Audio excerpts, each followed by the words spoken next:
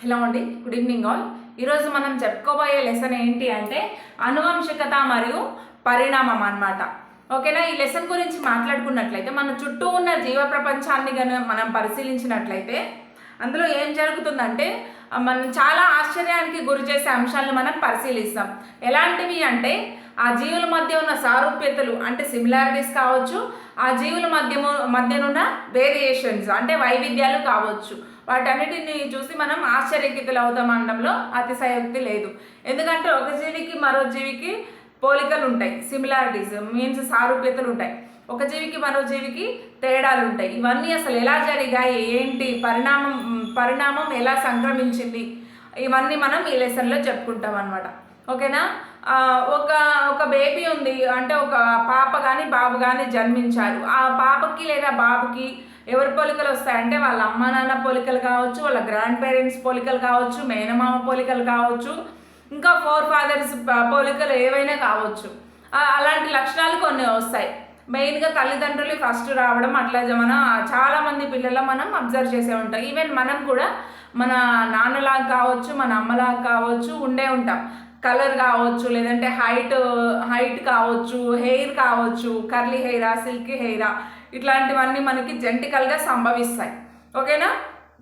వాళ్ళ లక్షణాలు వస్తే మనకి సారూప్యతలు అంటాం. అలా కాకుండా మన పేరెంట్స్కి సంబంధం లేకుండా ఒక కొత్త లక్షణం అనేది మనలో కన్నా ఉంటే దాన్ని మనం వైవిధ్యం అంటాం. వైవిధ్యం లేదా వేరియేషన్ అని పిలుస్తాం. వైవిధ్యం.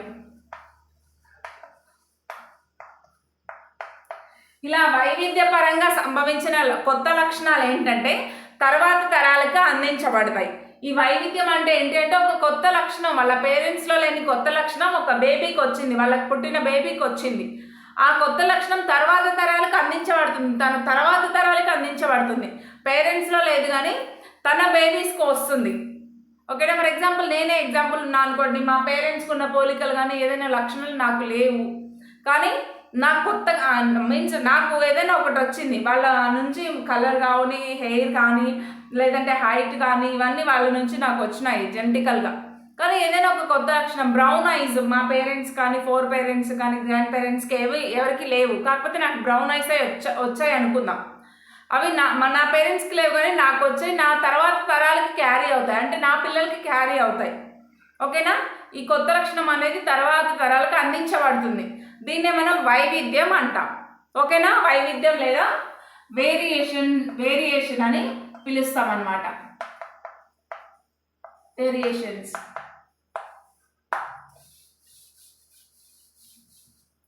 ఈ విధంగా మనం వేరియేషన్స్ని అబ్జర్వ్ చేయొచ్చు. కొంతమంది పిల్లల్లో వచ్చేసి వాళ్ళ ఫాదర్ నుంచి కలర్, మదర్ నుంచి హైట్కి సంబంధించిన జీన్స్, లేదంటే వాళ్ళ గ్రాండ్ పేరెంట్స్ నుంచి ఇంకేదైనా జీన్స్, అట్లాంటివి మనం చూస్తూ ఉంటాం. కొంతమందికి 6 ఫింగర్స్ ఉంటాయి, అట్లా అంటే వాళ్ళలో ఎవరికైనా ఉంటే వీళ్ళకి రావడం అట్లా జరుగుతుంది. ఓకేనా? ఇదంతా మనకి జెనెటికల్గా సంభవిస్తుంది అన్నమాట.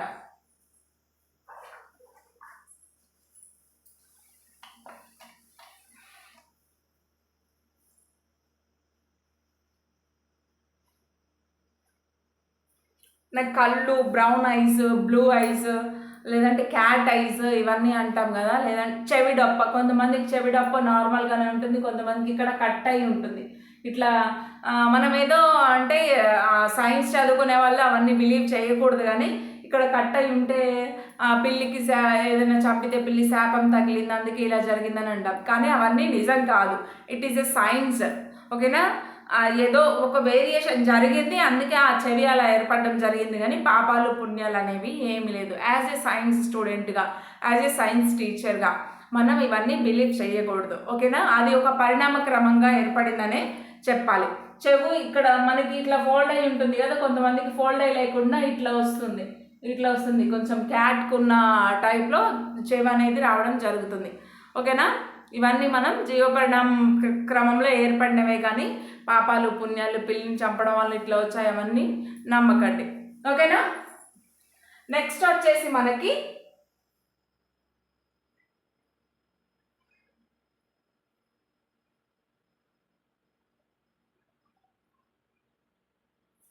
కొన్ని లక్షణాలు ఏంటంటే జీవ పరిణామ క్రమంలో ఏర్పడిన లక్షణాలు బయటకు కనిపించకుండా లోపల లోపల ఉండేవి కూడా ఉంటాయి. అన్ని లక్షణాలు బయటకు కనిపిస్తాయంటే కొన్ని లోపల ఉండేవి కూడా ఉంటాయి.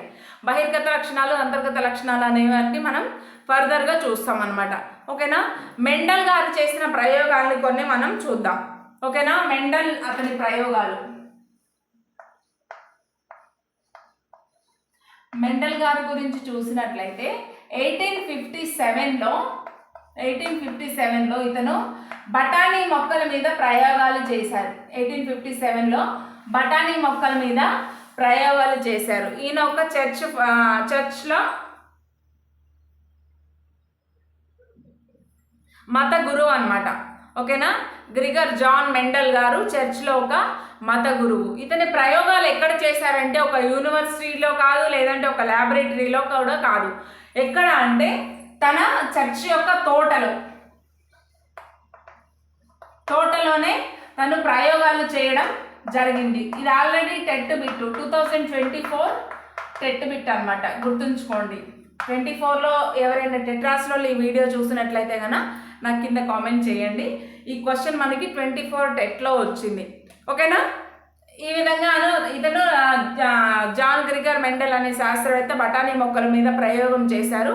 ఇతను ఆస్ట్రియా దేశానికి చెందిన ఒక మత గురువు అన్నమాట. ఈయన ఎక్కడ ప్రయోగాలు చేశారంటే అతని యొక్క చర్చి తోటలోనే ప్రయోగాలు చేయడం జరిగింది. ఆ తోటనే ఈయన ప్రయోగశాలగా ఎంచుకొని అక్కడే ప్రయోగాలు చేయడం జరిగింది. ఇతను బఠానీ మొక్కనే ఎందుకు తన ప్రయోగాలకు ఎన్నుకున్నారు అనే దానికి కొన్ని రీజన్స్ ఉన్నాయి. ఓకేనా. బఠానీ మొక్కనే ఎందుకు తన ప్రయోగాలకు తీసుకున్నారు అంటే ఆ బఠానీ మొక్క అనేది ఇది స్పష్టమైన లక్షణాలు కలిగి ఉంటుంది.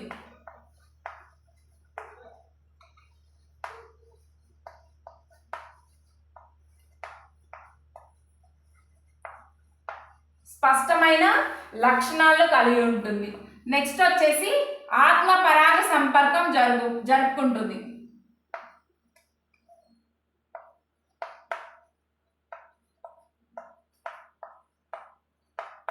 ఆత్మ పరాగ సంపర్కం జరుపుకుంటుంది మరియు ద్విలింగ పుష్పాలను కలిగి ఉంటుంది.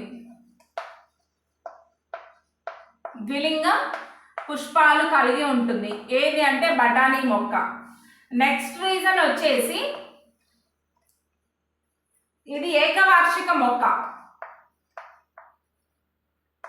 అంటే తన పంటను ఒకే కాలంలో పూర్తి చేసుకుంటుంది. ఇది వచ్చేసి మనకి ఏకవార్షిక మొక్క అన్నమాట. ఫిఫ్త్ రీజన్ ఈజ్ సంకరీకరణానికి అనువుగా ఉంటుంది.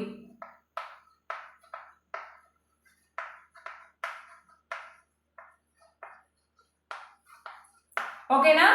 మెండల్ తను ప్రయోగాలు చేయడానికి బఠానీ మొక్కల్ని ఎందుకు ఎంచుకున్నాడు అనడానికి రీజన్స్ ఏంటి అంటే ఇది స్పష్టమైన లక్షణాలు కలిగి ఉంటుంది. అంటే దానిలో ఉన్న లక్షణాలు, క్యారెక్టర్స్ ఏంటో క్లియర్ కట్గా ఉంటాయన్నమాట. నెక్స్ట్ వచ్చేసి ఆత్మ పరాగ సంపర్కం జరుపుకుంటుంది, అంటే సెల్ఫ్ పాలినేషన్. అది ఒక మొక్కలో ఉన్న పరాగరేణు వచ్చేసి అదే మొక్కలో ఉన్న అండాశయాన్ని చేరడాన్ని మనం ఆత్మ పరాగ సంపర్కం అంటామని ఆల్రెడీ ప్రత్యుత్పత్తిలో చెప్పుకున్నాం కదా. సో ఆత్మ పరాగ సంపర్కం జరుపుకుంటుంది. నెక్స్ట్ వచ్చేసి ద్విలింగ పుష్పాలను కలిగి ఉంటుంది. ద్విలింగ పుష్పాలు అంటే ఒకే మొక్క మీద స్త్రీ పురుష పుష్పాలు ఉంటాయి. ఓకేనా. లేదంటే ఒకే పుష్పంలో పురుష పరాగరేణువులు మరియు అండకోశం రెండూ ఉంటాయి. దీన్ని ద్విలింగ పుష్పాలు అంటాం. ఏకవార్షిక మొక్క అంటే ఒకటే సంవత్సర కాలంలో తన పంటను మన చేతికి అందిస్తుంది. ఓకేనా. ద్వివార్షిక మొక్క అంటే 2 సంవత్సరాల కాలం పడుతుంది పంట రావడానికి. బహువార్షిక మొక్క అంటే ఎక్కువ సంవత్సరాలు పడుతుంది. అలాగే బఠానీ అనేది ఏకవార్షిక మొక్క అంటే ఒకే సంవత్సరంలో పంటను ఇస్తుంది. నెక్స్ట్ వచ్చేసి సంకరీకరణానికి అనువుగా ఉంటుంది, అంటే హైబ్రిడైజేషన్ చేయడానికి అనువుగా ఉంటుందంట. ఓకేనా. ఇవన్నీ రీజన్స్ వల్ల మెండల్ తన ప్రయోగాల కోసం బఠానీ మొక్కను ఎంచుకున్నారు. ఎందుకంటే ఇవన్నీ మనకి మంచి మంచి లక్షణాలు, స్పష్టమైన లక్షణాలు ఉన్నాయి. ఆత్మపరాగ సంపర్కం జరుపుకుంటుంది. దీని మీద ప్రయోగాలు చేయాలంటే ఎక్కువ సంవత్సరాలు వెయిట్ చేయాల్సిన అవసరం లేదు, ఎందుకంటే ఇది ఏకవార్షిక మొక్క. ఏకవార్షిక మొక్క అంటే ఒక సంవత్సరంలో మనం దాన్ని పుష్పించడం చూడొచ్చు, విత్తనాలు ఇవ్వడం చూడొచ్చు. అన్నీ ఒకటే సంవత్సరంలో అయిపోతాయి అన్నమాట. ఓకేనా? ఇవే కాక మెంటల్ బఠానీ గింజల్లో అబ్జర్వ్ చేసిన 7 వ్యతిరేక లక్షణాలు ఉన్నాయంట. మెంటల్ బఠానీ మొక్కలు అబ్జర్వ్ చేసిన ఏంటంటే 7 వ్యతిరేక లక్షణాలు తీసుకున్నారు. ఏంటంటే విత్తనం యొక్క రంగు కావచ్చు, పుష్పాల స్థానం కావచ్చు, విత్తనాల రంగు కావచ్చు, లేదంటే ఇంకా వాటికి సంబంధించిన ఒక 7 లక్షణాలు అనేవి తీసుకోవడం జరిగింది. ఓకేనా? కలర్ కావచ్చు, అవన్నీ మనం ఇప్పుడు చూద్దాం. ఆ 7 వ్యతిరేక లక్షణాలు ఏంటో ఇందులో చూద్దాం.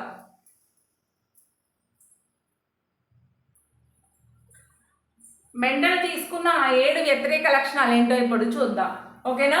పుష్పం రంగు అంటే ఊదా లేదా ఊదా తెలుపు. ఓకేనా? పుష్పస్థానం గ్రీవస్థం ఆర్ శిఖరస్థం. గ్రీవస్థం అంటే ఏం లేదండి, కొమ్మలకి ఇలాగా పువ్వులు ఉంటాయి. అదే శిఖరస్థం తీసుకున్నట్లయితే ఇలా శిఖరాగ్రం మీద పుష్పాలు ఇలా ఏర్పడి ఉంటాయి. ఓకేనా? ఇదే మనం గ్రీవస్థం శిఖరస్థం అంటాం. ఇందులో అర్థం కాకపోవడానికి ఏమీ లేదనమాట. విత్తన రంగు వచ్చేసి మనకి పసుపు కానీ గ్రీన్ కానీ, అంటే పసుపు లేదా ఆకుపచ్చ, పసుపు ఆర్ ఆకుపచ్చ. విత్తన ఆకారం నునుపు లేదా ముడతలు, నునుపు ఆర్ రింకిల్డ్, ముడతలు. నునుపు విత్తనం మంచి విత్తనం అంటే ఇలా ఉంటుంది, రింకిల్డ్ అంటే కొంచెం ఇట్లా సొట్టబడినట్లు ఉంటుంది అన్నమాట. ఓకేనా? నెక్స్ట్ వచ్చేసి కాయ ఆకారం. పూర్తిగా ఏర్పడిన కాయ ఏమో నిండుగా ఉంటుంది, ఆరెంజ్. పూర్తిగా అపరిపక్వ కాయ అయితే నొక్కులు కలిగి ఉంటుంది. ఇట్లా కాయ ఉంది, బఠానీ కాయ ఉంది ఇది. ఓకేనా? ఇలా నిండుగా ఇట్లా ఉంటుంది అన్నమాట. ఇదొకటి. నొక్కులు పడిన కాయ అంటే సన్నని విత్తనాలు, డిఫరెంట్ ఆకారం, చిన్న విత్తనాలు కావచ్చు, సన్నగా బలం లేని విత్తనాలు నొక్కులు కలిగి ఉంటాయన్నమాట. ఓకేనా? నెక్స్ట్ వచ్చేసి కాయ రంగు. అపరిపక్వ ఫలాలు వచ్చేసి అంటే ఇమ్మెచ్యూర్ ఫ్రూట్స్, అపరిపక్వ ఫలాలు వచ్చేసి మనకి పసుపు లేదా గ్రీన్, ఆకుపచ్చ, పసుపు ఆర్ ఆకుపచ్చ. మంచిగా పండిన ఫలాలు అయితే పసుపు, పరిపక్వ ఫలాలు లేదా మంచిగా పండిన ఫలాలు లేదా మెచ్యూర్డ్ ఫ్రూట్స్ అయితే మనకి పసుపు కలర్లో ఉంటాయన్నమాట. కాండం పొడవు వచ్చేసి మనకి హెల్తీగా ఉన్న కాండం ఒకటే మంచి వాతావరణం, అన్నిటి ఒకే వాతావరణంలో పెంచినట్లయితే 6 నుంచి 7 ఫీట్స్ వరకు పెరగలుగుతుంది. అదే అన్హెల్తీగా అంటే సరైన వాతావరణం లేక పెరిగినట్లయితే అది 30 నుంచి 1 అడుగు ఎత్తు వరకు మాత్రమే పెరగలుగుతుంది. ఇది మనకి మెండల్ తీసుకున్న 7 వ్యతిరేక లక్షణాల గురించి. ఓకేనా? పుష్పం రంగు కావచ్చు, పుష్పం రంగు వచ్చేసి ఊదా మరియు తెలుపు, పుష్పం స్థానం వచ్చేసి గ్రీవస్థం లేదా శిఖరస్థం, విత్తన రంగు వచ్చేసి పసుపు మరియు ఆకుపచ్చ, విత్తన ఆకారం వచ్చేసి నునుపు మరియు ముడతలు, కాయ ఆకారం నిండుగా ఉంటుంది లేదా నొక్కులు పడి ఉంటుంది, కాయ రంగు వచ్చేసి పసుపు లేదా ఆకుపచ్చ. ఇవే ఏంటంటే అపరిపక్వ ఫలాలు. పరిపక్వ ఫలాలు అయితే పసుపు రంగులో ఉంటాయి. కాండం పొడవు వచ్చేసి మనకి 6 నుంచి 7 అడుగులు ఒక హెల్దీగా పెరిగిన మొక్క ఉంటే 30 నుంచి 1 అడుగు ఎత్తు వరకు పొట్టి ఉన్న కాండం కూడా పెరగగలుగుతుంది. ఇవి 7 వ్యతిరేక లక్షణాలు. మెండల్ బఠానీ మొక్కల్లో తీసుకున్న 7 వ్యతిరేక లక్షణాల గురించి ఇదన్నమాట ఇన్ఫర్మేషన్.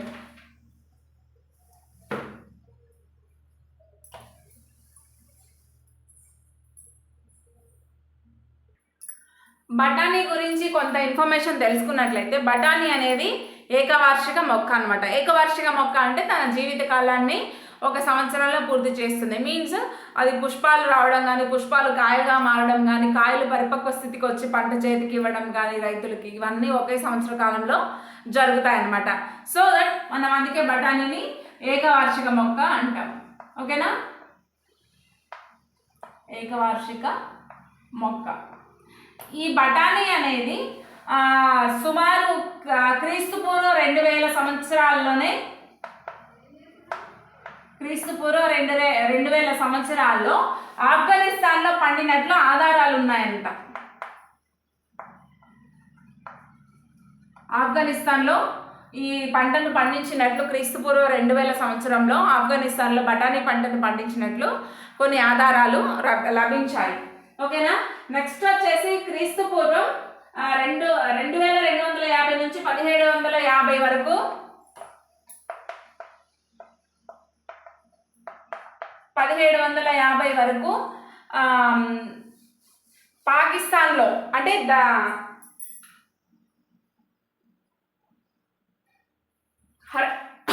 హరప్ప కాలంలో అనమాట, అంటే దక్షిణ పాకిస్తాన్లో ఈ బఠానీ పంట పండించినట్లు ఆధారాలు ఉన్నాయి. నెక్స్ట్ వచ్చేసి మనకి గంగానది పరివాహక ప్రాంతంలో కూడా దక్షిణ భారతదేశంలో ఈ బఠానీని బాగా పండించే వాళ్ళంట అప్పట్లో. ఓకేనా. నెక్స్ట్ వచ్చేసి దీనిలో ఏమేమి విటమిన్స్ ఉంటాయంటే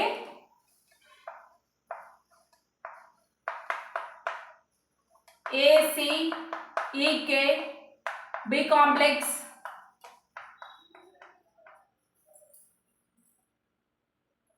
ACEK మరియు B కాంప్లెక్స్ అనే విటమిన్స్ ఉంటాయి. సో ఇంకా ఏముంటాయంటే calcium, magnesium, manganese, phosphorus, sulphur, ఇవన్నీ మనకి బఠానీలో లభిస్తాయి అన్నమాట. ఓకేనా. బఠానీల గురించి చాలా ఉపయోగాలు ఉన్నాయి. Even zinc also. ఓకేనా. బఠానీ గురించి తెలుసుకున్న కొంచెం ఇన్ఫర్మేషన్లో బఠానీ అనేది ఏకవార్షిక మొక్క మరియు ఇది వచ్చేసి మనకి క్రీస్తు పూర్వం ఆఫ్ఘనిస్తాన్లో పండినట్లు, క్రీస్తు పూర్వం 2000 సంవత్సరాల్లో ఆఫ్ఘనిస్తాన్లో పండినట్లు ఆధారాలు మనకి లభించాయి అన్నమాట. నెక్స్ట్ వచ్చేసి మనకి క్రీస్తు పూర్వం 2250 నుంచి 1750 మధ్యకాలంలో పాకిస్తాన్లో దక్షిణ పాకిస్తాన్లో ఇవి పండినట్లు ఆధారాలు ఉన్నాయి. నెక్స్ట్ వచ్చేసి మనకి గంగానది పరివాహక ప్రాంతంలో దక్షిణ భారతదేశంలో కూడా ఎక్కువగా ఈ బఠానీ పంటను పండించేవారు. ఈ బఠానీలో ఉన్న విటమిన్స్ ఏంటి అంటే ACEK మరియు B కాంప్లెక్స్ అనే విటమిన్స్ ఈ బఠానీ ద్వారా మనకి లభిస్తాయి. ఓకేనా. నెక్స్ట్ వచ్చేసి కాల్షియం కావచ్చు, magnesium, manganese, phosphor, sulphur, zinc ఇట్లాంటివన్నీ మనకి బఠానీ నుంచి లభిస్తాయి. ఓకేనా. ఇవి మనకి బఠానీ యొక్క ఉపయోగాలు మరియు బఠానీకి సంబంధించిన కొంచెం ఇన్ఫర్మేషన్. జీవుల యొక్క విశిష్ట లక్షణాలు మరియు లక్షణాంశాలు అనేవి బహిర్గతం అవడానికి వాటి కోసం స్పెషల్ ఫ్యాక్టర్స్ అనేవి ఉంటాయి. అంటే కారకాలు. ఏదైనా ఒక లక్షణం బయటికి బహిర్గతం అవుతుంది, ఏదైనా ఒక లక్షణాంశం బహిర్గతం అవుతుంది. క్యారెక్టర్ కావచ్చు, లేదంటే ఒక లక్షణాంశం అంటే ట్రైట్ కావచ్చు, ట్రైట్ ఆర్ క్యారెక్టర్, లక్షణం లేదా లక్షణాంశం. ఇవన్నీ బహిర్గతం అవుతున్నాయంటే వాటికి సంబంధించిన కారకాలు అనేవి ఆ జీవిలో కావచ్చు, ఆ విత్తనంలో కావచ్చు, ఆ మొక్కలో కావచ్చు కంపల్సరీ ఉంటాయి అనేసి మనకి దీని ద్వారా తెలుస్తుంది, మెండల్ ప్రయోగాల ద్వారా. ఓకేనా. మెండల్ ఏం చేశారంటే అంటే బఠానీ మొక్కల్ని అనేక విత్తనాలను తీసుకొని వాటిలో మొదటిగా ఆత్మపరాగ సంపర్కం జరిపారు. అలా అనేక సార్లు ఆత్మపరాగ సంపర్కం జరిపిన తర్వాత వచ్చిన విత్తనాలను శుద్ధ రకాలు అన్నారు. ఓకేనా. శుద్ధమైన విత్తనాలు. ఫర్ ఎగ్జాంపుల్ ఇది ఎల్లో కలర్, ఇది గ్రీన్ కలర్ అనుకుందాం. ఓకేనా. అనేక ఆత్మపరాగ సంపర్కాల ద్వారా ఆత్మపరాగ సంపర్కాలు జరిపిన తర్వాత ఈ విత్తనాలు తీసుకోవడం జరిగింది. ఓకేనా. విత్తనాలు తీసుకున్నారు, వాటి మధ్య అనేక సార్లు ఆత్మపరాగ సంపర్కం జరిపారనమాట.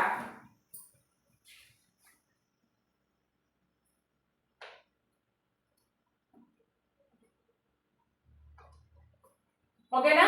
ఈ శుద్ధ రకమైన విత్తనాలు తీసుకొని, అంటే మంచి క్వాలిటీ గల విత్తనాలు అని అర్థం. ఈ విత్తనాలు తీసుకొని వాటిని మొలకెత్తిన తర్వాత మనకి ఈ విధంగా ప్రయోగాల ద్వారా ప్రయోగం అనేది చేశారు. ఓకేనా. F1 జనరేషన్లో వచ్చేసి అంటే ఈ శుద్ధ రకమైన విత్తనాలు తీసుకొని మొలకెత్తించగా వచ్చిన విత్తనాలు మళ్ళీ F1 జనరేషన్లో నాటినట్లయితే ఏ విత్తనాలు ఇస్తాయంటే అన్నీ కూడా మనకి ఎల్లో విత్తనాలే వస్తాయి.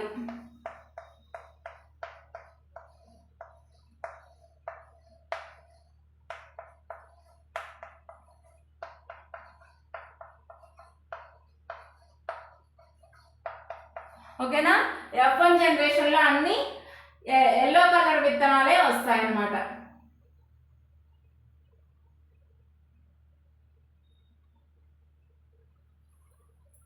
ఈ విత్తనాలను మళ్ళీ కనుక మొలకెత్తిచ్చినట్లయితే అంటే F2 జనరేషన్లో వచ్చేసి మనకి 75% వరకు ఎల్లో విత్తనాలు వస్తే ఒక 1% 25% మాత్రం మనకి గ్రీన్ కలర్ విత్తనాలు వచ్చాయన్నమాట. అంటే 3:1 రేషియో. ఇవి వచ్చేసి ఎల్లో, ఇది వచ్చేసి గ్రీన్. ఓకేనా. F1 జనరేషన్లో అన్ని ఎల్లో కలర్ వచ్చినాయి. F2 జనరేషన్లో మాత్రం ఒక 75% ఎల్లో అయితే 25% మనకి గ్రీన్వి రావడం జరిగింది. రేషియోలో తీసుకుంటే 3:1 రేషియోలో.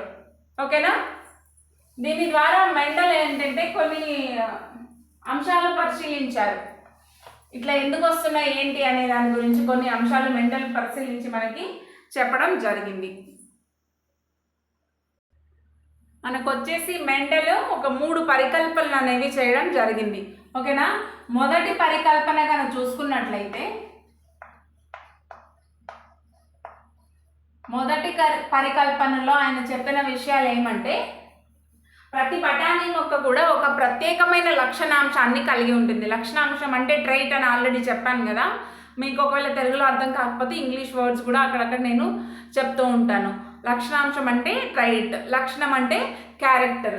ఓకేనా. లక్షణాంశానికి 2 కారకాలను కలిగి ఉంటుంది. ఇలా లక్షణాన్ని కలిగించడానికి కారణమైన దాన్ని కారకం లేదా ఫ్యాక్టర్ అని అంటామని మనం ఆల్రెడీ ఫస్ట్లో చెప్పేశాం కదా. సో మెండల్ ఏంటి అంటే శుద్ధ జాతులను మాత్రమే ఎన్నుకున్నారు. అంటే జనకతరాలని శుద్ధమైన జాతులు మాత్రమే ఎన్నుకున్నారు. శుద్ధ జాతులు మీన్స్ ఫర్ ఎగ్జాంపుల్ మనకి ఎల్లో కలర్ ఎగ్జిబిట్ కావాలి అంటే రెండు ఎల్లో కలర్ శుద్ధ జాతులు మాత్రమే ఎన్నుకున్నారు. ఓకేనా. ఇలాంటివి ఎన్నుకోలేదు. ఓకేనా. ఇది రాంగ్ అన్నమాట. ఇది శుద్ధ తరం కాదు. ఓన్లీ ఇది మాత్రమే శుద్ధ జాతి అవుతుంది. ఫర్ ఎగ్జాంపుల్ మనం గ్రీన్ కలర్ కానీ తీసుకున్నట్లయితే ఆయన ఏం చేశారంటే ఇలా తీసుకున్నారు. ఓకేనా. ఇవి శుద్ధ జనకాలు, జనకతరాలు శుద్ధమైన మాత్రమే తీసుకోవడం జరిగింది. ఓకేనా.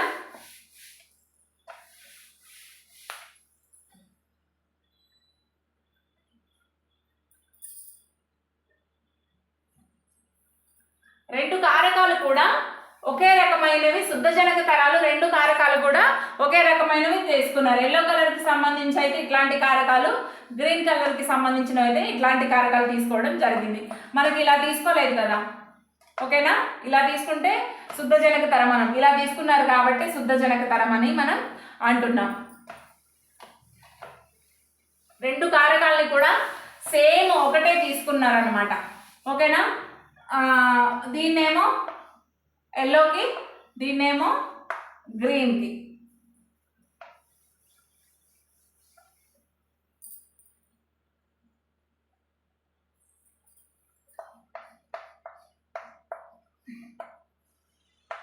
వీటిని వచ్చేసి మనం సమయుగ్మజాలు అంటాం.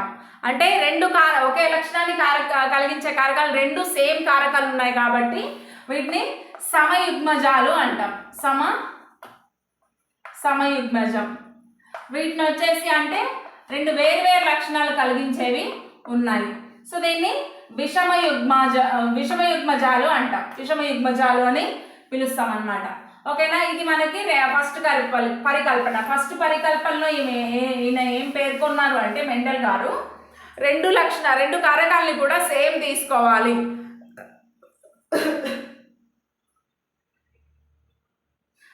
దానిలో ఉండే 2 కారకాలు శుద్ధ జనక తరం కారకాలు అనేవి 2 ఒకే విధంగా ఉండాలి. 2 capital Y or 2 small Y. ఓకేనా. దానిలో బహిర్గత లక్షణం, అంతర్గత లక్షణం కలిగించే విధంగా వేరేది ఏదైనా ఉంది అనుకోవడానికి లేకుండా 2 సేమ్ తీసుకున్నారు. ఓకేనా. ఇది ఫస్ట్ పరికల్పన. సెకండ్ పరికల్పన వచ్చేసి మనకి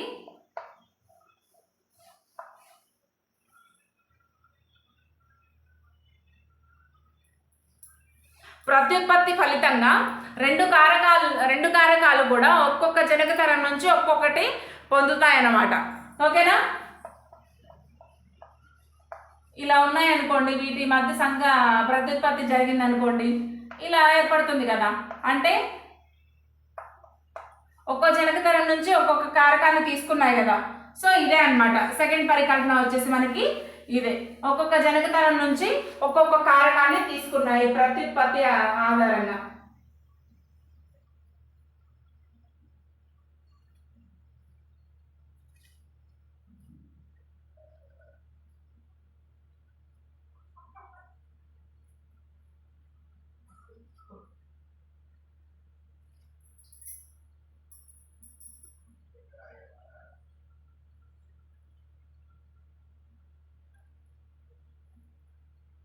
నెక్స్ట్ మూడో పరికల్పన వచ్చేసి మనకి ఏంటంటే రెండు విభిన్న కారకాలు ఉన్నప్పటికీ కూడా ఒక లక్షణం మాత్రమే బహిర్గతం అవుతుంది. రెండు విభిన్న కారకాలు మీన్స్ మనకి క్యాపిటల్ వై స్మాల్ వై ఉంది అనుకుందాం. అప్పుడు ఈ విత్తనం ఏ విత్తనం అవుతుంది అంటే పసుపు విత్తనం అవుతుంది. గ్రీన్ కావచ్చు కదా అని అంటే ఎందుకు కాదు అంటే ఈ వై స్మాల్ వై అనేది అంతర్గతంగా ఉంటుంది, క్యాపిటల్ వై అనేది బహిర్గతంగా ఉంటుంది.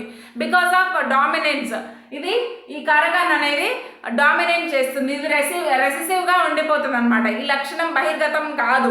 ఓకేనా, ఇది అంతర్గతంగానే ఉండిపోతుంది. ఈ వై అనేది ఈ పసుపు రంగు యొక్క కారకం అనేది గ్రీన్ కలర్ అనే కారకాన్ని సప్రెస్ చేస్తుంది, తొక్కివేసి ఇది మాత్రమే బహిర్గతం అవుతుంది. ఓకేనా, ఇదే మనకి మూడవ పరికల్పన.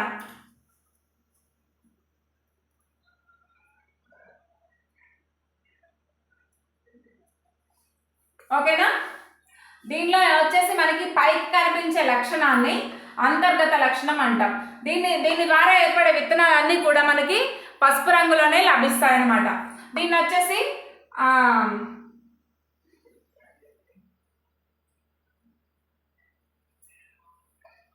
అంతర్గత లక్షణాంశం. ఇది వచ్చేసి మనకి అంతర్గత లక్షణాంశం. సారీ, క్యాపిటల్ వై వచ్చేసి బహిర్గత లక్షణాంశం. పసుపు అనేది బహిర్గత లక్షణాంశం, లోపల ఉన్న సప్రెస్ అయిన గ్రీన్ కలర్ అనేది అంతర్గత లక్షణాంశం. ఇదంటే బయటకు కనిపించదు అనమాట, అంతర్గత లక్షణాంశం అని అంటాం. ఓకేనా, ఇది మనకి మూడవ పరికల్పన కింద చెప్పుకుంటాం. ఫస్ట్ పరికల్పనలో ఏం జరిగింది అంటే రెండు కారకాలు కూడా సేమ్ ఉండేలాగా తీసుకున్నారు. శుద్ధ జనక తరాలని రెండు సేమ్ కారకాలు ఉండే కదా తీసుకుంటే ఐదర్ రెండు క్యాపిటల్ వై ఆరెల్స్ రెండు స్మాల్ వై. అంటే పసుపు రంగు కలిగించే కారకాలు రెండు పసుపు రంగు కలిగించే కారకాలు కానీ లేదంటే రెండు గ్రీన్ కలర్ కలిగించే కారకాలు లేదా ఫ్యాక్టర్స్ని కానీ తీసుకోవడం జరిగింది.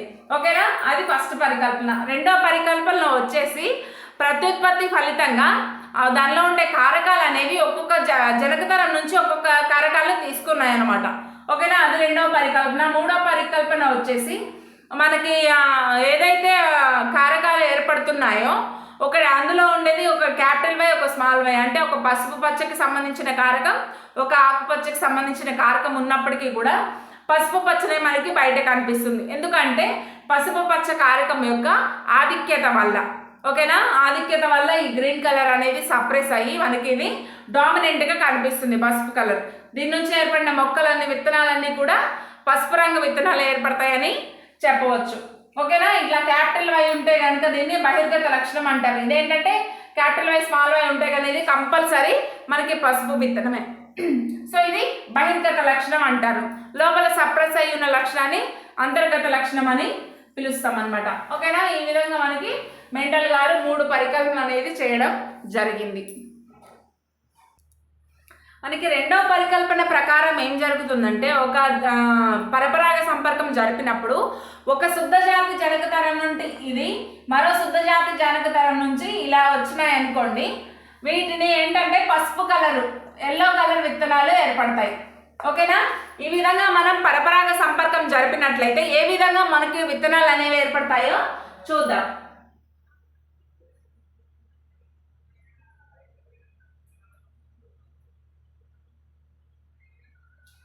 ఓకేనా, ఇలా ఏర్పడితే మనకి పసుపు రంగు. మూడో పరికల్పన ప్రకారం ఏం జరుగుతుందంటే ఎల్లో కలరే బహిర్గతం, ఎల్లో కలర్ మాత్రమే ఆధిక్యం చూపిస్తుంది. సో మనకి మూడో పరికల్పన ప్రకారం ఏర్పడిన అన్ని విత్తనాలు కూడా ఎల్లో కలర్ విత్తనాలే ఏర్పడుతున్నాయి. ఎలా ఏర్పడుతున్నాయో చూద్దాం. ఓకేనా, ఇప్పుడు వీటి మధ్య మనం క్రాసింగ్ చేసామనుకోండి, వీటి మధ్య పరపరాగ సంపర్కం జరుగుతుంది. అది ఎలా ఉంటుందో చూద్దాం.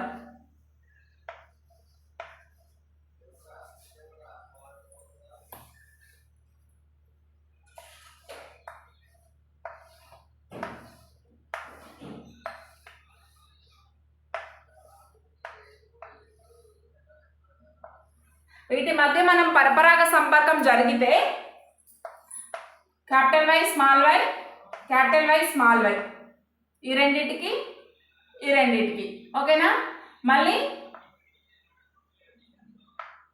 క్యాపిటల్ వై మళ్ళీ క్యాపిటల్ వై స్మాల్ వై ఏర్పడతాయి అన్నమాట.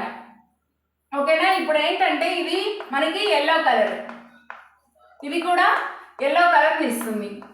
ఈవెన్ ఇది కూడా ఎల్లో కలర్ విత్తనాలనే ఇస్తుంది, ఇది కూడా ఎల్లో కలర్ విత్తనాలనే ఇస్తుంది. ఎందుకంటే క్యాపిటల్ వై అనేది మనకి బహిర్గత కారకం. ఆ క్యాపిటల్ వై ఏం సూచిస్తుందంటే పసుపు రంగు విత్తనాల్ని సూచిస్తుంది అనమాట. సో ఇవన్నీ మనకి మూడో పరికల్పన ప్రకారం ఏర్పడే విత్తనాలన్నీ కూడా ఎల్లో కలర్ విత్తనాలే ఏర్పడతాయి. చూసారు కదా, పరపరాగ సంపర్కం వేటికి మధ్య జరిగిందంటే శుద్ధ జనక తరాల మధ్య జరిగింది. ఓకేనా. శుద్ధ జనక తరాల మధ్య పరపరాగ సంపర్కం జరిగింది. 2 క్యాపిటల్ వైలు 2 స్మాల్ వైలు అంటే పసుపు పచ్చ కారకం 2 శుద్ధ జనక తరం అంటే ఏంటి అంటే 2 కారకాలు 2 ఫ్యాక్టర్స్ కూడా సేమ్ ఉండాలి. ఓకేనా. ఎల్లో కలర్కి సంబంధించింది 2 క్యాపిటల్ వై ఉన్నాయి, గ్రీన్ కలర్కి సంబంధించి 2 కూడా స్మాల్ వైలు ఉన్నాయి. వీటిని శుద్ధ జనక తరాలు అంటే. వీటి మధ్య పరపరాగ సంపర్కం జరిగితే ఎలా ఉంటుందంటే ఏర్పడిన విత్తనాలన్నీ కూడా మనకి పసుపు కలర్ విత్తనాలే ఏర్పడతాయి. ఇది మూడో పరికల్పన ప్రకారం అన్నమాట.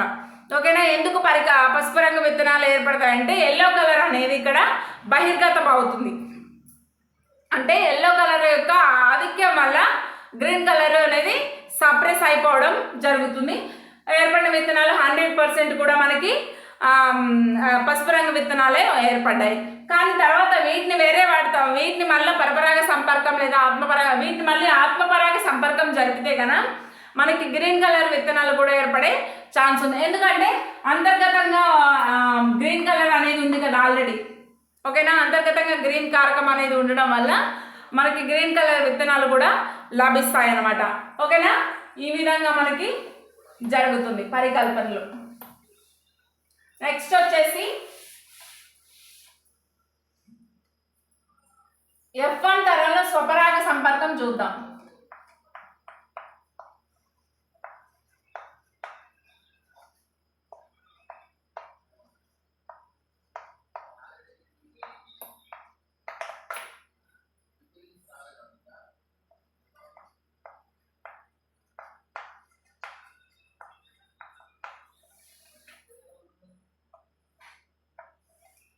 F1 తరంలో స్వపరాగ సంపర్కం ఏ విధంగా జరుగుతుంది అనేది అబ్జర్వ్ చేద్దాం. F1 తరంలో స్వపరాగ సంపర్కం అంటే F1 తరంలో ఏర్పడిన మొక్కలతో మనం స్వపరాగ సంపర్కం జరిగితే ఏ విధంగా ఉంటుందో చూద్దాం. ఓకేనా. F1 తరంలో మనకి ఇలా ఏర్పడ్డాయి కదా మొక్కలు, వీటి మధ్య మనం పరాగ సంపర్కం జరిగితే కనుక YY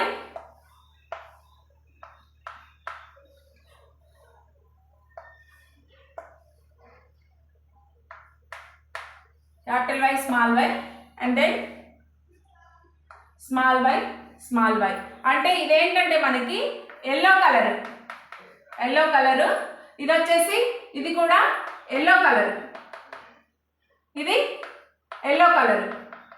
ఓన్లీ ఇది మాత్రమే మనకి గ్రీన్ కలర్గా ఏర్పడడం జరిగింది. అంటే మనకి 3:1 రేషియోలో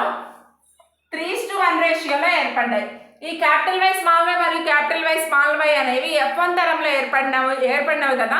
వాటిని మనం స్వపరాగ సంపర్కం జరిగితే 3:1 రేషియోలో విత్తనాలు ఏర్పడడం జరిగింది. అంటే 3:1 అంటే 75% వరకు మనకి పసుపు విత్తనాలు 1% 25% మాత్రమే గ్రీన్ కలర్ విత్తనాలు ఏర్పడింది. అంటే 3:1. ఓకేనా. ఒక 4 సీడ్స్ అనుకోండి, అందులో 3 కూడా ఎల్లో కలర్, 1 వచ్చేసి మనకి గ్రీన్ కలర్. ఒక 100 అనుకోండి, 75 వచ్చేసి మనకి ఎల్లో కలర్ అయితే 25 వచ్చేసి గ్రీన్ కలర్ లాగా తీసుకోవాలి. ఓకేనా. 3:1 రేషియోలో మనకి ఇలా ఏర్పడుతున్నాయి అనమాట. ఇది వచ్చేసి మనకి శుద్ధ జనక తరం. క్యాపిటల్ వై అనేది శుద్ధ జనక తరం. ఈ రెండు వచ్చేసి మనకి బహిర్గత లక్షణం వచ్చేసి ఎల్లో కలర్ మరియు అంతర్గత లక్షణం వచ్చేసి గ్రీన్ కలర్ ఉన్నాయి. ఓకేనా, ఇది కూడా మనకి శుద్ధ జనక తరమే. బహిర్గత మరియు అంతర్గత కారకాలు రెండు సేమ్ ఉన్నాయి. ఎల్లో కలర్ కూడా ఫస్ట్ దానికి బహిర్గత మరియు అంతర్గత కారకాలు రెండు గ్రీన్ కలరే ఉన్నాయన్నమాట. ఒక రెండింటికి ఒక 25% మాత్రమే బహిర్గత అంతర్గత లక్షణాలు. బహిర్గతంగా ఎల్లో కలర్, అంతర్గతంగా గ్రీన్ కలర్ని కలిగి ఉండడం జరిగింది. ఈ రెండు సమయుగ్మజాలు. ఓకేనా, ఈ రెండు సమయుగ్మజాలు, ఈ రెండు కూడా విషమ యుగ్మజాలు అనమాట. ఈ విధంగా మనకి F1 తరంలో స్వపరాగ సంపర్కం జరిగి ఏర్పడడం జరిగింది. దీన్నే మనం దృశ్య రూపం జన్యు రూపం కింద తీసుకున్నాం అనుకోండి. ఫర్ ఎగ్జాంపుల్ దృశ్య రూపం అంటే ఏంటంటే మనకి బయట కనిపించేది, ఫీనోటైప్ అంటాము. ఇప్పుడు మనం F1 తరంలో ఏర్పడిన స్వపరాగ సంపర్కం గురించి చూసాం కదా, వాటి మధ్య సంపర్కం జరిపి ఏమేమి మొక్కలు ఏర్పడ్డాయో వాటిని దృశ్య రూపంగా తీసుకున్నట్లయితే 3:1 రేషియో వస్తుంది. దృశ్య రూప నిష్పత్తి F1 తరం యొక్క దృశ్య రూప నిష్పత్తి ఎంత అని అడగొచ్చు.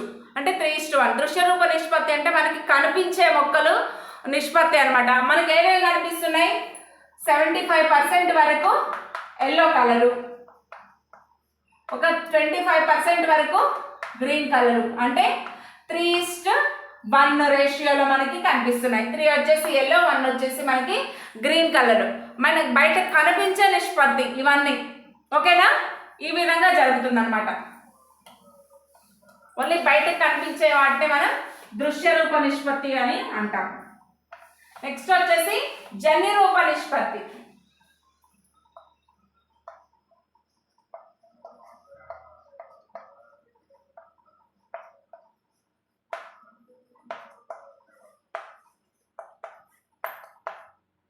జన్యు రూప నిష్పత్తి అంటే ఫీనోటైప్ అన్నమాట. వీటి యొక్క జన్యు రూప నిష్పత్తి అనేది ఏంటంటే సమయుగ్మజాలు ఎన్ని, విషమయుగ్మజాలు ఎన్ని అని అంటాం.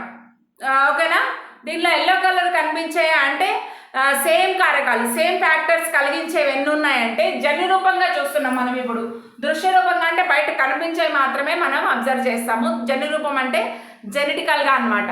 ఓకేనా, ఎల్లో కలర్ని కలిగించే కారకాలు 1%. ఓకేనా, మన అంటే రేషియోలో తీసుకున్నప్పుడు 4%గా తీసుకున్నాం అనుకోండి. జన్యు రూపం వచ్చేసి ఎల్లో కలర్ది 1%, విషమయుగ్మజాలు వచ్చేసి 2%, మళ్ళీ గ్రీన్ కలర్ యొక్క సమయుగ్మజం వచ్చేసి 1%. 1:2:1 రేషియోలో మనకి కనిపిస్తాయి అన్నమాట.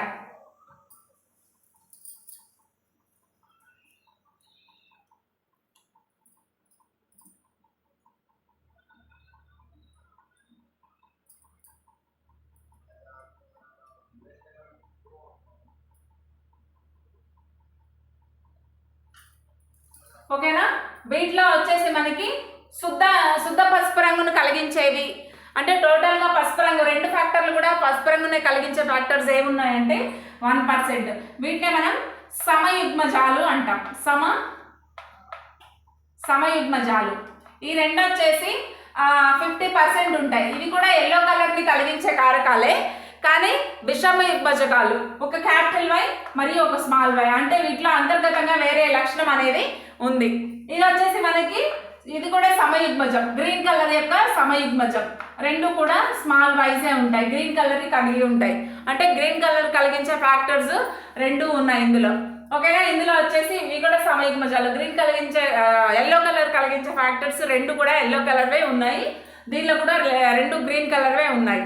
ఈ 1% మధ్యలో 50% వచ్చేసి అవి కూడా ఎల్లో కలరే, కాకపోతే విషమయుగ్మజాలు. ఓకేనా, మనకి 75% ఎల్లో కలర్లో 75% పసుపు కలిగించే కారకాల్లో ఒక 25% వచ్చేసి శుద్ధ జనక తరం ఉన్నాయి. అంటే రెండు కూడా సేమ్ ఫ్యాక్టర్స్.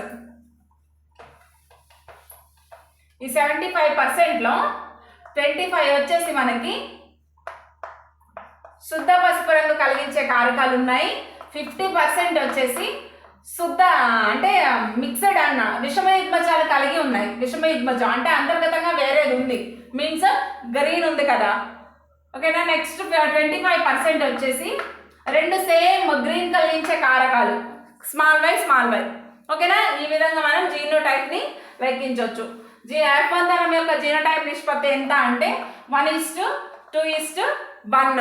75% పసుపు పసుపు రంగు విత్తనాలు మరియు 25% మనకి గ్రీన్ కలర్ విత్తనాలు ఉంటాయి. ఆ 75%లో 25% వచ్చేసి మనకి సమయుగ్మజాలు అంటే 2 క్యాపిటల్ వై, 50% వచ్చేసి మనకి పసుపు కలర్ అయినప్పటికీ కూడా విషమయుగ్మజాలు స్మాల్ వై మరియు క్యాపిటల్ వై. ఈ విధంగా మనం దృశ్య రూప మరియు జన్యు రూప నిష్పత్తిని లెక్కిస్తాం అన్నమాట. ఓకేనా?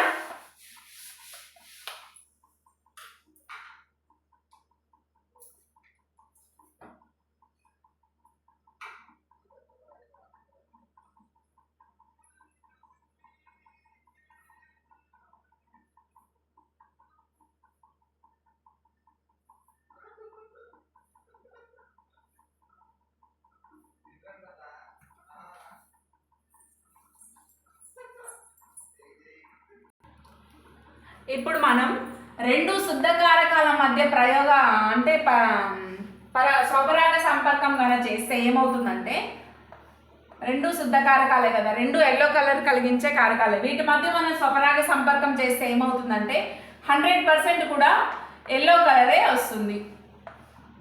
ఓకేనా? 100% ఎల్లో కలర్ విత్తనాలు మాత్రమే ఏర్పడతాయి. ఓకేనా? ఇవన్నీ ఎల్లో కలర్ విత్తనాలేనమాట. 100% ఎల్లో కలర్ విత్తనాలే. సమయుగ్మజ ఎల్లో కలర్, 2 ఎల్లో కలర్ కలిగించే సేమ్ ఫ్యాక్టర్స్ మధ్య మనం స్వపరాగ సంపర్కం చేస్తే 100% కూడా ఎల్లో కలర్ విత్తనాలనే ఇస్తాయి. అలా కాకుండా మనం విషమయుగ్మజాల మధ్య స్వపరాగ సంపర్కం కనుక చేసినట్లయితే, విషమయుగ్మజాల మధ్య స్వపరాగ సంపర్కం చేసినట్లయితే అంటే ఇలా ఒకటి అంటే 2 ఎల్లో కలర్ విత్తనాలే, కాకపోతే అంతర్గతంగా కూడా వీటిలో ఒక లక్షణం అనేది ఉంది, గ్రీన్ కలర్ లక్షణం కదా.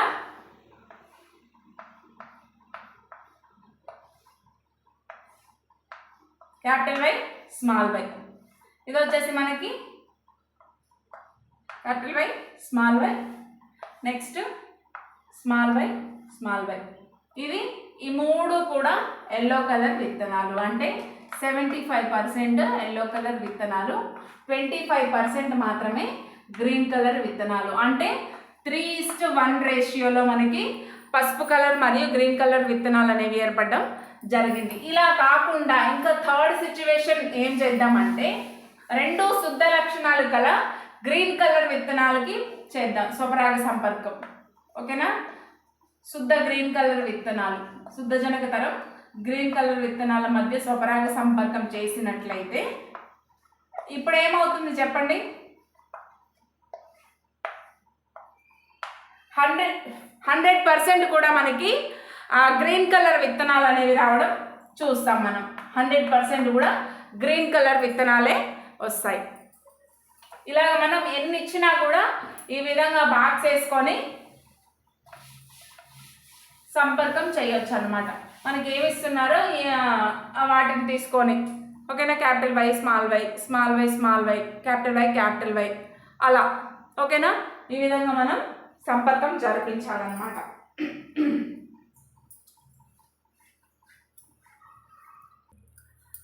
విసంకరణం అంటే 2 లక్షణాల దృష్టిలో ఉంచుకొని మనం పరాగ సంపర్కం జరపడం. ఫర్ ఎగ్జాంపుల్ ఎల్లో కలర్ మరియు రౌండ్. ఓకేనా? ఇదేంటంటే గింజ ఎల్లో కలర్లో ఉంది, రౌండ్గా ఉంది, ఇలా అన్నమాట. ఓకేనా? నెక్స్ట్ వచ్చేసి గ్రీన్ రింకిల్డ్, అంటే గ్రీన్ కలర్లో ఉంది, ఇట్లా ముడతలు పడి ఉంది, గ్రీన్ మరియు రింకిల్డ్. ఇలా ఇందులో ఏ 2 లక్షణాలు ఉన్నాయంటే, ఒకటి ఎల్లో కలర్ మరియు రౌండ్.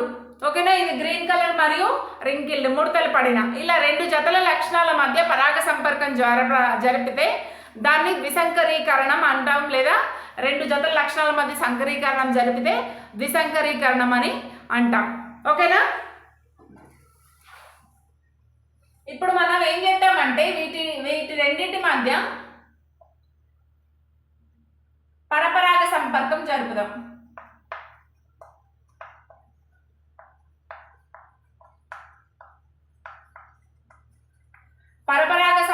జరిపితే అన్నీ కూడా పసుపు రంగు విత్తనాలే ఏర్పడతాయి. అన్నీ కూడా పసుపు రంగు 100% పసుపు రంగు విత్తనాలు ఏర్పడతాయి. ఎల్లో కలర్ విత్తనాలు ఏర్పడడం మనం గమనించవచ్చు. ఇప్పుడు వీటికి ఆత్మపరాగ సంపర్కం జరిపినామనుకో, అంటే ఈ YYRR మధ్యనే ఆత్మపరాగ సంపర్కం జరిపితే గన ఇందులో పసుపు గుండ్రని ఎలా ఏర్పడతాయి అంటే, దీనికి ఆత్మపరాగ సంపర్కం జరిపితే పసుపు మరియు ముడతలు, ఓకేనా, పసుపు గుండ్రని లేదంటే ముడతలు గుండ్రని లేదంటే ముడతలు ఆకుపచ్చ ఇలా ఏర్పడతాయి అన్నమాట. ఓకేనా, ఆత్మపరాగ సంపర్కం జరిపితే ఈ విధంగా ఏర్పడడం మనం అబ్జర్వ్ చేయొచ్చు. ఓకేనా, ఇలా రెండు జతల లక్షణాల మధ్య రెండు లక్షణాలు కలిగించే జత క్యారెక్టర్స్ మధ్య, అంటే పసుపు మరియు రౌండ్, గ్రీన్ మరియు రింకిల్డ్, ఇలా ఏమున్నాయి వీటిలో రెండు జతల లక్షణాలు ఉన్నాయి. ఒక లక్షణం ఏంటంటే పసుపు కలర్, ఇంకో లక్షణం ఏంటంటే రౌండ్. ఇలా రెండు జతల లక్షణాల మధ్య సంకరీకరణం జరిపితే దీన్ని మనం ద్విసంకరీకరణం అంటాం. పరపరాగ సంపర్కం జరిపినప్పుడు అయితే మాత్రం 100% కూడా విత్తనాలన్నీ ఎల్లో కలర్ ఏర్పడతాయి. వీటి ఏర్పడిన విత్తనాల మధ్య మళ్ళీ ఆత్మపరాగ సంపర్కం జరిపితే అందులో గ్రీన్ రింకిల్డ్ కావచ్చు, లేదంటే గ్రీన్ రౌండ్ కావచ్చు, లేదంటే ఎల్లో రింకిల్ కావచ్చు, ఎల్లో రౌండ్ కావచ్చు. ఇలా విత్తనాలు అనేవి ఏర్పడతాయి అన్నమాట. ఓకేనా, దీన్నే మనం ద్విసంకరీకరణం అంటాం. మెండల్ సూత్రాల గురించి చూద్దాం. బహిర్గత సూత్రం, పృథక్కరణ సూత్రం మరియు స్వతంత్ర వ్యూహాన సూత్రం. బహిర్గతత్వ సూత్రం అంటే ఏంటంటే, ఫర్ ఎగ్జాంపుల్ మనం ఎల్లో కలర్ మరియు గ్రీన్ కలర్ విత్తనాల మధ్య పరాగ సంపర్కం జరిపినట్లయితే కూడా 100% మనకు పసుపు విత్తనాలు ఏర్పడతాయి. ఓకేనా, ఈ విధంగా మనం పరాగ సంపర్కం జరిపినాం అనుకోండి,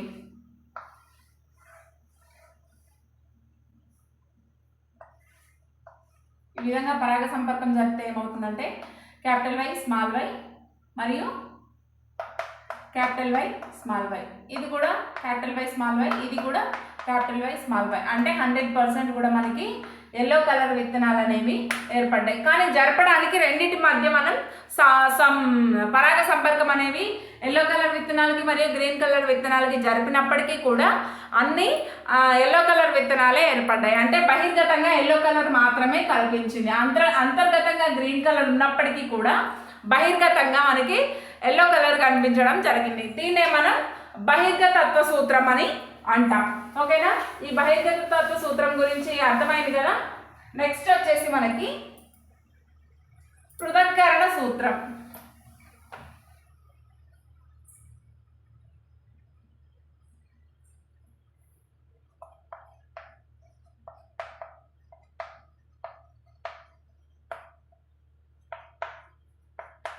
పృథక్కరణ సూత్రం అంటే ఏంటంటే, దీనిలో వచ్చేసి మనకి ఒక్కొక్క యుగ్మ వికల్పకం అనేది ఒక్కొక్క జనకం నుంచి సంభవిస్తుంది. ఆ సంయోగ బీజం ఏదైతే ఉందో ఒక్కొక్క యుగ్మ వికల్పకం నుంచి ఒక్కొక్కటి అనేది తర్వాత తరానికి రావడం జరుగుతుంది. ఓకేనా, ఈ క్యాపిటల్ Y స్మాల్ y నుంచి ఒకటి మాత్రమే ఇక్కడికి రావడం జరుగుతుంది. ఈ స్మాల్ y నుంచి ఒకటి మాత్రం ఇక్కడికి రావడం జరుగుతుంది. ఈ రెండు కలిసి పసుపు రంగు విత్తనాన్ని ఏర్పడడం జరుగుతుంది. ఓకేనా, జనక తరాల నుంచి ఒక్కొక్క కారకాన్ని పొందుతాయన్నమాట. దీన్నే మనం పృథక్కరణ సూత్రం అంటాం. నెక్స్ట్ వచ్చేసి స్వతంత్ర వ్యూహాన సూత్రం.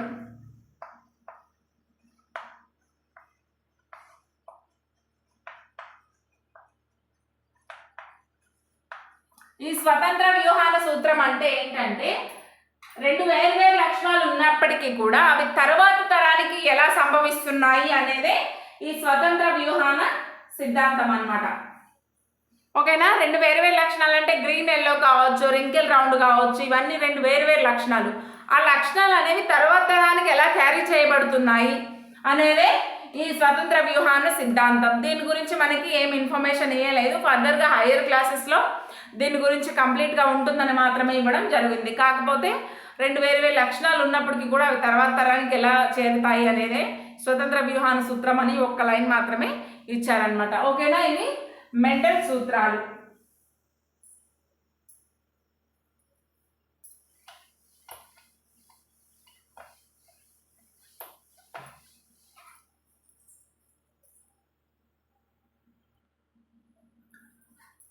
జనకల నుండి సంతతికి కొన్ని లక్షణాలు అనేవి రావడం జరుగుతుంది. ఓకేనా. ఫర్ ఎగ్జాంపుల్ ఎవరైనా ఒక పర్సన్ని చూసామనుకోండి, తను వాళ్ళ గ్రాండ్ పేరెంట్ లాగా, గ్రాండ్ ఫాదర్ లాగా, గ్రాండ్ మదర్ లాగా ఉన్నారు అని అంటాం. లేదంటే వాళ్ళ ఫాదర్ లాగా కనిపిస్తున్నారు, వాళ్ళ మదర్ లాగా కనిపిస్తున్నారని మనం చెప్తాం. అంటే వాళ్ళ తల్లిదండ్రుల పోలికలు కావచ్చు, వాళ్ళ తాత ముత్తాతల పోలికలు కావచ్చు, పిల్లలకి వస్తున్నాయి అన్నమాట. క్యారెక్టర్స్ వాళ్ళ తల్లిదండ్రుల పోలికలు పిల్లలకి వస్తున్నాయి. సో దీన్నే మనం ఏమంటామంటే అనువంశికత అంటాం. ఓకేనా. ఒక అంటే నా నా నా యొక్క ఫీచర్స్ అనేవి నా పిల్లలకి రావడాన్నే అనువంశికత అని పిలుస్తాం. ఓకేనా. ఆ అనువంశికత లక్షణాలు అనేవి కొన్ని తరాల వరకు కొనసాగితే దాన్ని వంశపారంపర్యం అని పిలుస్తాం. ఓకేనా. ఫర్ ఎగ్జాంపుల్ నా నుంచి నా పిల్లలకి వచ్చాయి. ఓకేనా. నా నుంచి నా పిల్లలకి వచ్చాయి, వీళ్ళ నుంచి వీళ్ళ పిల్లలకి, నా నుంచి నా పిల్లలకి రావడాన్ని ఏమో అనువంశికత అంటాం. అనువంశికత. ఇలా ఈ అనువంశికత ద్వారా వచ్చిన లక్షణాలు అనేవి ఇలా కొన్ని తరాల వరకు నా మనవరాలకి, తర్వాత వాళ్ళ పిల్లలకి, తర్వాత వాళ్ళ మనవరాలకి ఇలా క్యారీ అవుతూ ఉండడాన్ని ఏమంటామంటే, ఇట్లా అన్ని తరాలు ఒక లక్షణం అనేది అన్ని తరాలు క్యారీ అవ్వడాన్ని వంశపారంపర్యం అంటాం. ఓకేనా. వంశపారంపర్యం. ఇప్పుడు ఫర్ ఎగ్జాంపుల్ నాకు కర్లీ హెయిర్ ఉంది, నా బాబుకు కూడా కర్లీ హెయిర్ ఉంది, అది అనువంశికత. ఆ కర్లీ హెయిర్ అనేది నా బాబు యొక్క బాబుకి లేదా పాపకి, ఆ తర్వాత వాళ్ళ పిల్లలకి ఇలా కొన్ని తరాల వరకు కనుక కొనసాగినట్లయితే దాన్నే వంశపారంపర్యం అంటాం.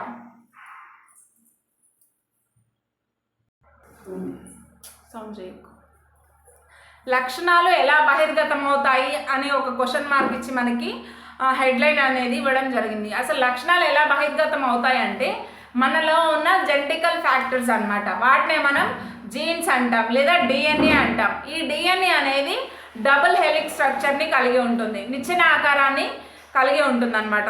ఓకేనా.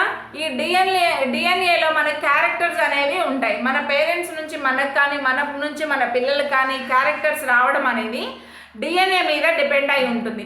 మొక్కల్లో కానీ జంతువుల్లో కానీ ఈ లక్షణాలు బహిర్గతం అవడానికి కారణం ఏంటి అంటే డిఎన్ఏ. ఓకేనా. అదే వైరస్లలో అయితే మాత్రం ఆర్ఎన్ఏ ఉంటుందన్నమాట. వైరస్లో అయితే ఆర్ఎన్ఏ లక్షణాలు బహిర్గతం అవడానికి ఉపయోగపడుతుంది. వైరస్లలో మనలో లక్షణాలను నియంత్రించేది ఏంటంటే DNA. For example human beings ఇంకేదైనా యానిమల్స్ తీసుకుందాం. ఓకేనా. వీటన్నిటిలో కూడా లక్షణాలను నియంత్రించేది డిఎన్ఏ. కానీ వైరస్లలో లక్షణాన్ని నియంత్రించేది వచ్చేసి ఆర్ఎన్ఏ. ఈ డిఎన్ఏ ఎలా ఉంటుంది, ఎక్కడ ఉంటుంది అంటే కేంద్రకంలో ఉన్న కేంద్రక ఆమ్లంలో ఉంటుంది. ఓకేనా. డిఎన్ఏ నిర్మాణం గురించి మనం చూద్దాం ఇప్పుడు. డిఎన్ఏ గురించి చూసుకున్నట్లయితే 1950లో రొజలైన్ ఫ్రాంక్లిన్, ఫ్రాన్సిస్ క్రిక్, వాట్సన్ మరియు మ్యారిన్ విల్సన్ అనేవాళ్ళు డిఎన్ఏ మీద పరిశోధనలు చేశారనమాట. ఓకేనా. డిఎన్ఏ అణువు అనేది సర్పిలాకారంగా ఉంటుంది. ఇది ఒక డబుల్ హెలిక్స్ స్ట్రక్చర్, నిచ్చెన వంటి నిర్మాణాన్ని కలిగి ఉంటుంది. ఓకేనా. మనకి డిఎన్ఏ నిర్మాణం ఈ విధంగా కనిపిస్తుంది. దీనిలో చక్కెరలు మరియు ఫాస్ఫేట్లు అనేవి ఉంటాయి. ఓకేనా. దీనిలో చక్కెరలు మరియు ఫాస్ఫేట్లు అనేవి ఉంటాయి. దీనిలో ఉండే నత్రజని క్షారాలు ఏంటి అంటే నత్రజని క్షారాలు మెట్ల వలె నిర్మించబడి ఉంటాయి. ఓకేనా. ఇవి ఉన్నాయి కదా ఇక్కడ ATGC ఇలా ఉంటాయి. ఈ ATGCలు ఏంటి అంటే అడినిన్, గ్వానిన్, సైటోసిన్, థైమిన్. ఓకేనా. ఇవనేవి నత్రజని క్షారాలు. డిఎన్ఏలో ఉండే నత్రజని క్షారాలు ఏంటంటే అడెనిన్, గ్వానిన్, సైటోసిన్, థైమిన్. ఓకేనా. ఇవేంటంటే హైడ్రోజన్ బంధాల ద్వారా బంధించబడి ఉంటాయి. అడెనిన్, థైమిన్తో, గ్వానిన్, సైటోసిన్తో హైడ్రోజన్ బంధాల ద్వారా బంధించబడి ఉంటాయి. ఇది నిచ్చెనాకారంలో ఉంటుంది, సర్పిలాకారంగా ఉంటుంది, డబుల్ హెలిక్స్ స్ట్రక్చర్ని కలిగి ఉంటుంది. ఓకేనా. దీని మీద ప్రయోగాలు చేసినందుకు వీరికి నోబెల్ 1962లో ఓకేనా 1962లో నోబెల్ బహుమతి రావడం జరిగింది. అప్పటికి రొజలైన్ ఫ్రాంక్లిన్ చనిపోవడం వల్ల ఆమె పేరుని అందులో ఇంక్లూడ్ చేయలేదు. మిగతా వారికి దీని మీద పరిశోధనలు చేసినందుకు 1962లో నోబెల్ బహుమతి ఇచ్చారు. ఓకేనా, ఇది మనకి డిఎన్ఏ గురించిన ఇన్ఫర్మేషన్. అదే మనం ఆర్ఎన్ఏ చూసినట్లయితే అడెనిన్, గ్వానిన్, సైటోసిన్, యురాసిల్ ఉంటుందన్నమాట. ఓకేనా, మన నత్రజని క్షారాలు ఉన్నాయి కదా, నైట్రోజన్ బేసెస్ అంటాం వీటినే. ఈ నైట్రోజన్ బేసెస్లో ఏంటంటే ఆర్ఎన్ఏలో వచ్చేసి యురాసిల్ అనే నత్రజని క్షారం ఉంటుంది. ఓకేనా, ఈ విధంగా మనం డిఎన్ఏ నిర్మాణం గురించి కూడా చెప్పుకున్నాం. మరో క్లాస్లో మనం ఇది వీడియో లెంత్ అయిపోతుంది, నెక్స్ట్ వీడియోలో కంటిన్యూ చేస్తాం. మానవుల్లో లింగ నిర్ధారణ కావచ్చు, ఉత్పరివర్తనాలు, ఇవన్నీ మనకి నెక్స్ట్ క్లాస్లో డీటెయిల్గా చెప్తాం.